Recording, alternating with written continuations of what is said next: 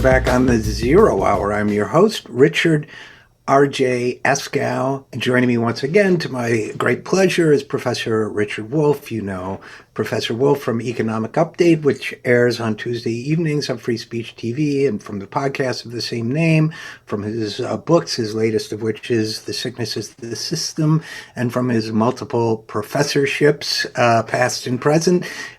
So without any further ado, first of all, Richard Wolff, welcome back to the program. Thank you, RJ. Glad to be here. Always glad to have you. And here's what's been on my mind from kind of an economics history perspective.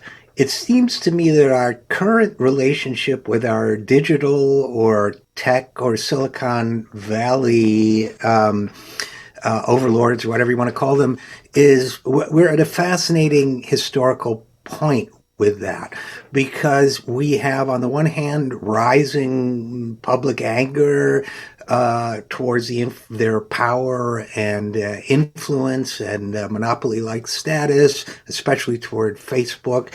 At the same time as the Democratic Party and administration is looking at various antitrust measures and so on, it is also appealing to them in a kind of imperial way to suppress their opponents. And in the midst of a pandemic and economic crisis, now we see that the slightly beleaguered Mark Zuckerberg, CEO of Facebook, has introduced something called the Metaverse, which seems to me to be, we all pretend to be cartoon characters, and that's going to be the new iteration of the internet, in his view, which seems to me just a distraction. And I'm baffled as to, first of all, whether there's any precedent in history for this kind of an oligarchy with this communications reach, economic reach, and this sort of love-hate relationship the population has towards it. Okay. Wonderful set of topics. Thank you for obsessing about them. I'm sure lots of us are. And for me, again, as you've heard me say probably too many times, history is my guide. I look for what in the past might give me a clue as to what's going on here. And I see two things. Number one, the absurd logic of capitalism. And by that I mean, when something is invented, the first inventor, or whoever rips that inventor off, and they said 50-50 about that, makes a lot of money by having a monopoly. As you know, Zuckerberg was challenged by a couple of brothers who claimed that they had figured it out, and that he had stolen it from them. That's not at all unusual. The notion that the inventor is the monopolist is childish and mistaken. I don't know the particulars in the case of Zuckerberg versus those two brothers whose name escapes me, but I know it goes sometimes one way, sometimes the other way. Anyway, the way capitalism works is eventually you lose your monopoly. You lose your leadership. Time passes. Other people figure out, either on their own or by stealing something from you, legally, illegally, and so on. And then you can't make the kind of money. So you go on and you try to develop the next thing that you can monopolize. You know, in pharmaceuticals, it's infamous. You have a formula, you have the right to be the only one making that medication. When you get near to the end and you know the generics can come out and offer that for what it costs to produce, which is nothing or next to nothing.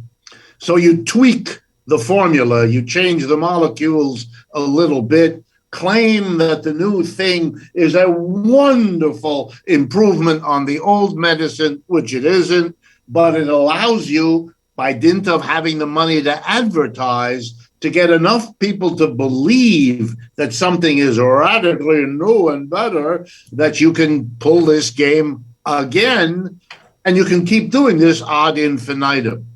And it's been going on now for many decades. So my first reaction is, given that history, the metaverse or things like that are simply that. They are the next step.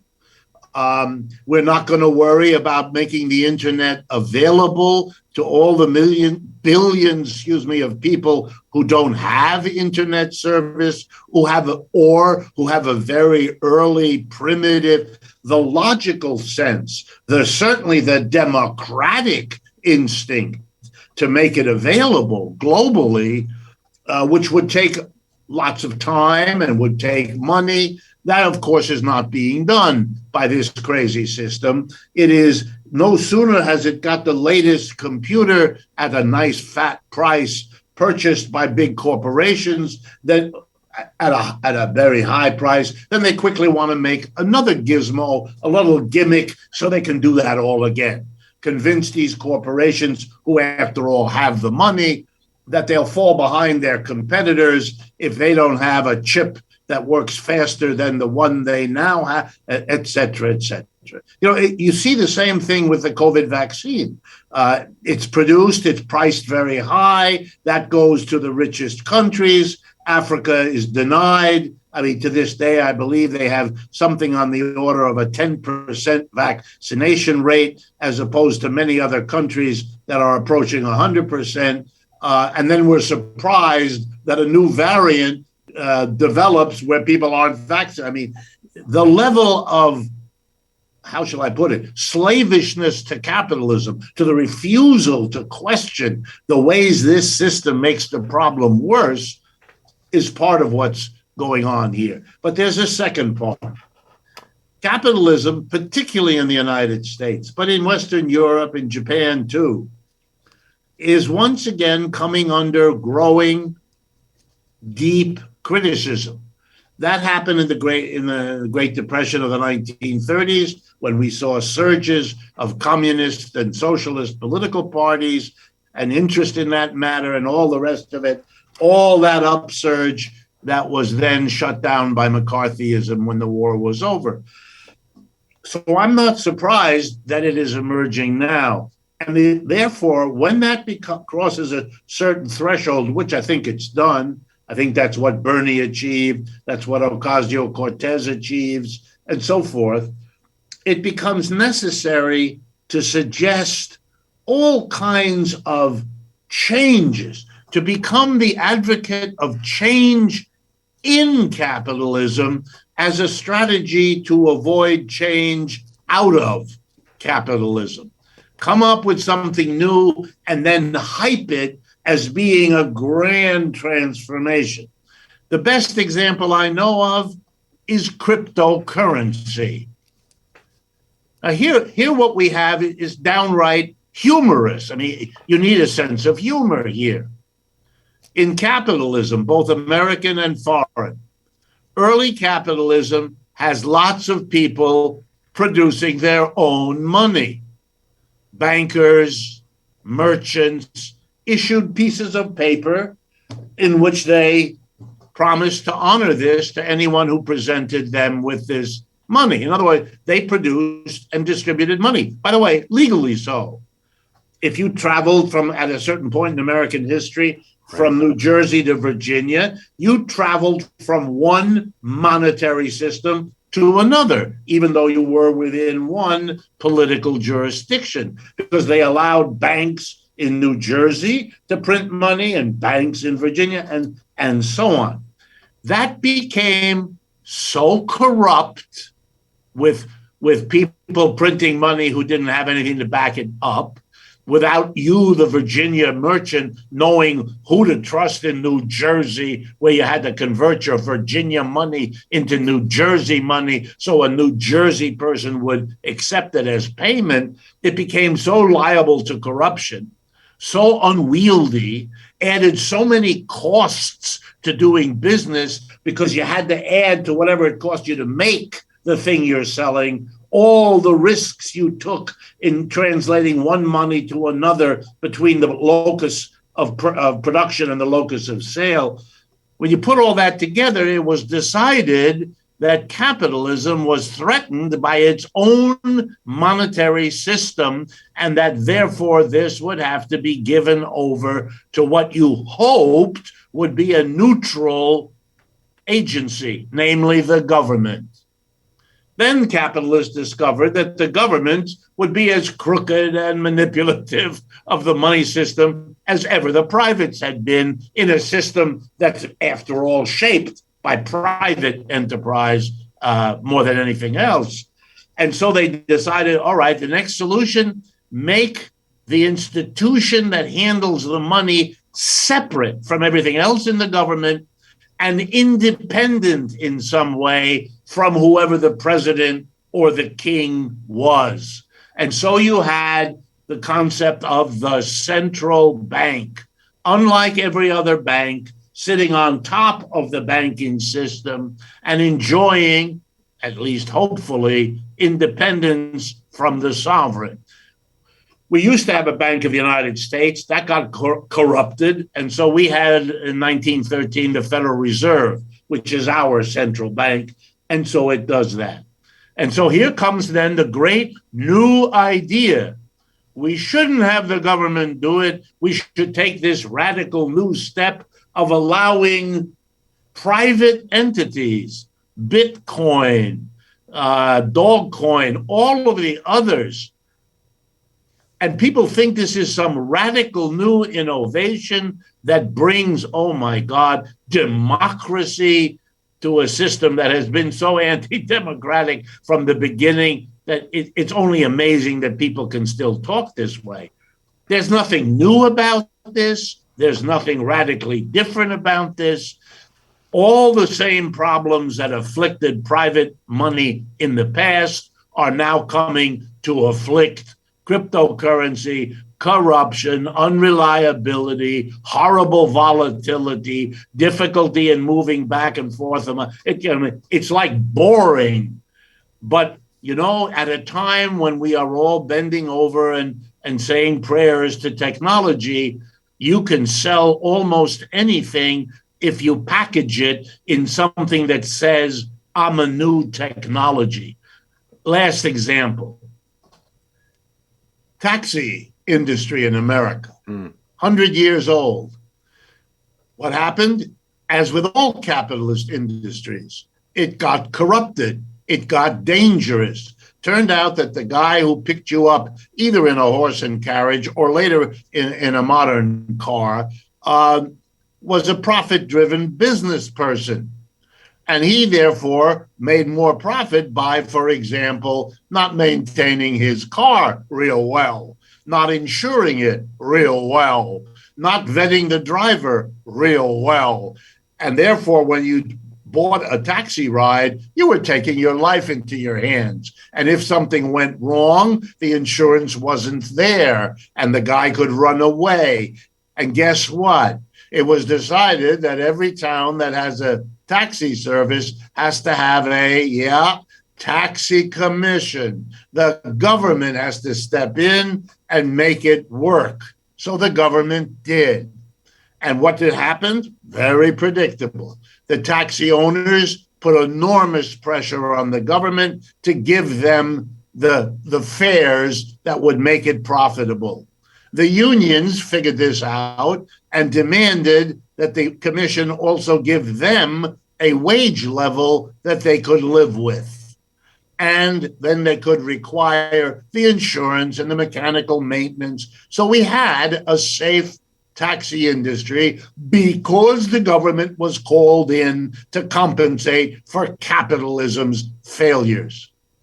True enough, wait a couple of decades, and along will come people who want to make a lot of money by charging what the commission makes the taxi cause, but getting away with not vetting the driver, not insuring properly, not mechanically maintain. In other words, come in under the umbrella of the commission without the obligations of the commission. But of course, you can't get away with that because that's obviously profit-driven danger. But you can get away with it if you wrap it up in a great new technology surrounded by yet another layer of, and I cannot forbear using this term, rampant bullshit. And that's Uber or Lyft. We are a new technology. We are a gig sharing economy. I mean, it makes tears come to your eyes. They're nothing. The technology they use is childish. It has been replicated by every major taxi company already. There's nothing there. They just got a few years in which they could make absurd profits because they got to charge what the taxis had achieved without undertaking the costs that in the name of safety had been imposed on the taxi. Well, this gets to a point I want to trace, but first I have to say, as a matter of honor, because I feel like it's a Jeopardy question. The name of those brothers, and I did not look it up, is the Winklevoss brothers. That's right. Memorable name. But in terms of, you mentioned, first of all, one of the things that never gets brought up in terms of Facebook's monopoly, and I read it and a light went off, was interoperability. The reason Facebook succeeds is because you and I can't start a competing social media company and access people's records, communicate with people who are on Facebook. If we designed a better, let's say we designed one for leftists and called it Comrade or something. And, if it was open, we could all compete, but Facebook locks down the people in it. And that gets to the point about Uber. And this is where I want to turn it back to you. Is it seems to me the venture capital model behind, Facebook was basically a dumb, stupid college thing where, I want to see pictures of everybody. Mark on campus, Mark Zuckerberg even said, so I could see which girls were cute or whatever. I mean, moronic, but somebody had the idea, if we make this a monopoly, if we throw a lot of money in it to lock it in, then we'll make a lot of money. It seems to me Uber is the same thing. Overpaid drivers lose money year after year after year until we've got a monopoly on the market. And because we have such vast reserves available at, Kleiner or Roberts or whatever, that Kleiner Perkins, whatever they're called, that we can lose a fortune locking in a market and then stick it to the masses. And it seems to me when you strip off the pretense that it's an app or technology, what it is an extra legal taxi company or some other system. It's just monopoly capitalism on steroids, it seems to me. But what am I missing? You're not, but I would only rephrase it to make the key political and ideological point. Even if the inventor of something is a wonderful human being who wants to help us all with his or her invention, and there are such people, and I celebrate them, they're going to very quickly find out that this is a capitalist system, that in order to realize their invention, and by that I mean to produce it, to advertise it, to distribute it, to market it, to get it to do what the inventor dreamed it might do, you have to have a lot of money. Otherwise, the things that are already there that you are displacing because you're doing it better or doing it differently, they're going to squash you if you don't have the money because they do to protect themselves. So you go to a banker or a lender or an insurance company or a venture capitalist or whatever you want to call these folks, equity fund, and they will say to you very politely, smiling at your naivete, they will say to you, this is a very good idea. But in order for you to realize it, you need, $280 million every 6 months for the next 4 years. And we will give it to you, but on one condition.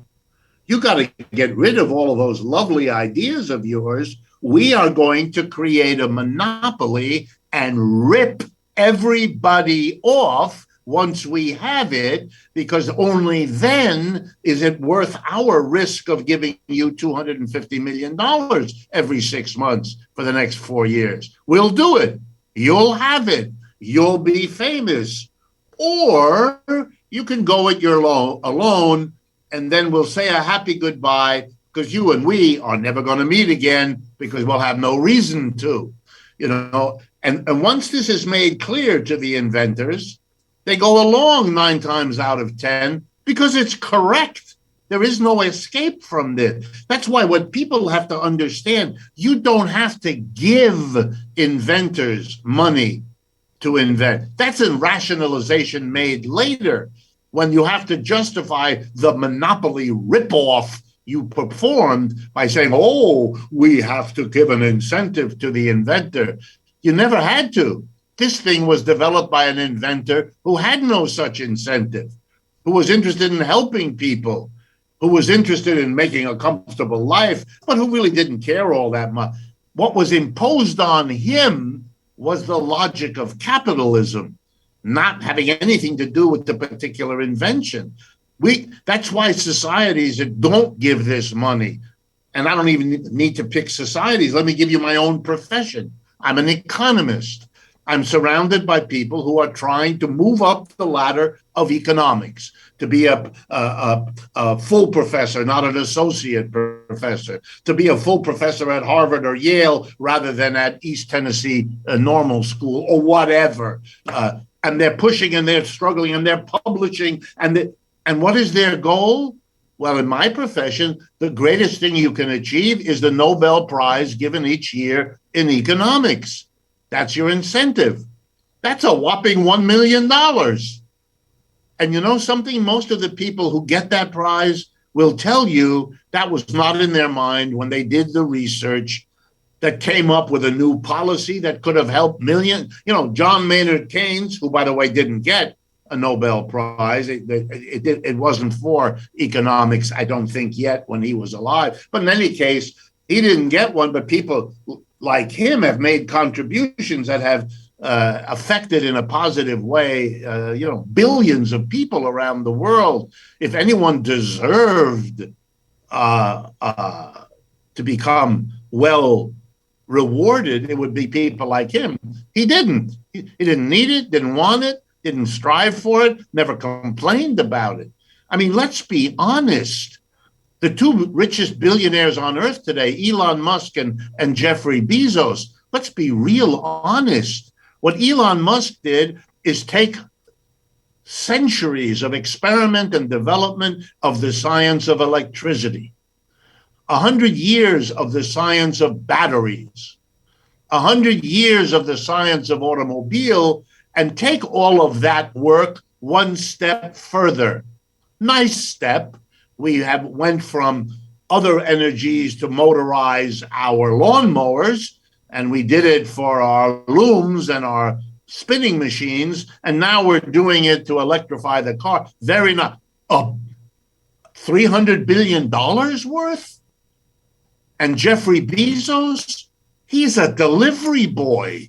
His achievement is to bring packages faster than they used to be. Look, I'm very happy. I appreciate speedy delivery. But that's what this capitalism gives you as your greatest achievement. This is not a reward for your contribution to society, because Bezos and Musk's contribution, I'm going to be polite now, are modest. But they get the big rewards. You know why? Because they're monopolists, not because they're inventors. The rationale has to be stripped for the phony-only gambit that it always was. And by the way, neither of those two would be where they were if it weren't for public support, government support of various kinds. Where there was tax-free sales for many in the early years of Amazon, which gave it a pricing advantage to the government funding that went into Elon Musk's work and continues to go into it. But there's one more topic related to this that I wanted to bring up, and it kind of loops back to the metaverse, but it goes directly from what you were just talking about, Richard Wolff, which is friends of mine who know some of these major figures and have had private dinners with them and so on, say it's a matter of kind of common discussion and agreement among these tech titans, for lack of a better word, that, in the words of the economist Tyler Cowen, that 85% of the population will become, in effect, superfluous in their new economy. And that 15% of the people, through their above average cleverness and inventiveness and ability to quote unquote brand themselves and so on, will make a living. But basically, whatever you think of universal basic income as a policy, one of the reasons that they support it is because they think 85% of the population will be warehoused. We'll need to warehouse them somehow so they don't rise up and cut everybody's throats in the Silicon Valley. So, getting back to the metaverse, it seems to me this is another attempt to say, how do we hypnotize, placate, distract the increasing number of people we intend to make superfluous to meaningful economic and social life in this country and worldwide? Does that make sense to you? Absolutely. Look, I heard the same conversations all my life about television.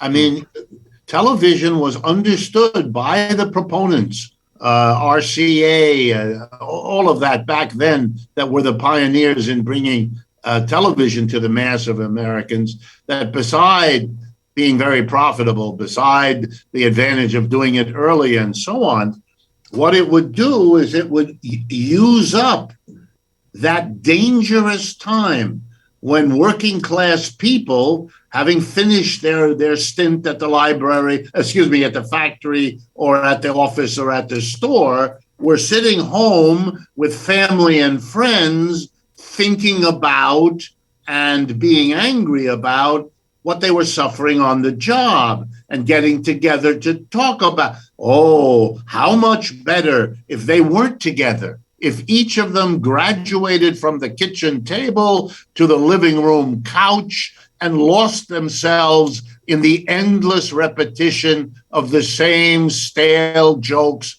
of the sitcom until they were exhausted and had to go to sleep. This was a way of pacifying, mollifying. There were all those kinds of they understood that. And what the metaverse is literally, you put on a pair of glasses and you're in television la la land all the time. You don't even have to wait till you get home. You can put it on as you put on your jacket to leave your workplace. You put on your goggles and off you are, living whatever adventure, make-believe, distraction can keep you from your thoughts. But, I'm not really too worried. Television helped them, gave them a few more years, and maybe metaverse will too.